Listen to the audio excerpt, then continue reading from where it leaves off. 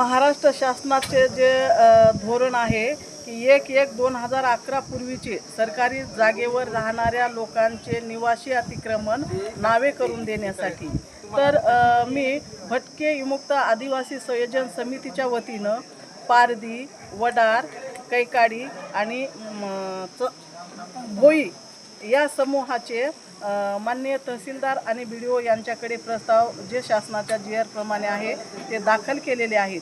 आणि परभणी जिल्ह्यातील सर्व मी भटक्या समूहांना आव्हान करते की ज्यांनी गायरान, गाळपेरा, गावठाण, जंगल जमीन शासनाच्या जमिनीवर ते निवास करतात त्या घराची जागा राहत्या घराखालची जागा नावे करून घेण्यासाठी तात्काळ त्यांनी शासकीय अधिकाऱ्यांची भेट घेऊन त्यांचे पुरावे दाखल करण्यात यावे। हे तुम्हाला कसं कळालं की केलं पाहिजे?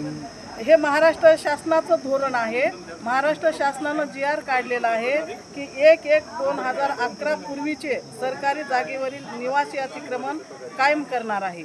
तर शासनानं आतापर्यंत कोणतेही ग्रामीण भागामध्ये जनजागरण मोहीमसुद्धा चालू केलेली नाही किंवा आतापर्यंत कोणता ग्रामसेवक किंवा तलाठी जाऊन त्यांनी कोणत्या लोकांना सूचनासुद्धा दिलेल्या नाहीत। तर एक भटके विमुक्त संयोजन समितीच्या माध्यमातून आम्ही लोकांच्या राहत्या घराखालची जागा नावे करण्यासाठी गावकुसाबाहेर पालामध्ये उघड्यावर राहणाऱ्या लोकांची जागा आहे पण ती नावची नसल्यामुळे त्यांच्याकडे लाईट बिल नाही किंवा कोणते शासनाचे पुरावे नाहीत म्हणून आम्ही आमच्या GR प्रमाणे हे पुरावे जमा करून त्यांच्याकडे दाखल करतो। तहसीलदार साहेबांचं काय म्हणणार? तहसीलदार साहेबांनी पूर्ण तहसीलदार साहेबांनी सांगितलं की आज आमचे फोटो पण त्यांनी काढून घेतले आणि त्यांनी सांगितलं की मी तात्काळ हे कलेक्टरकडं तुमचा फोटो आणि हे प्रस्ताव पाठवून देतो आणि मीच ही जाहिरात दिली होती।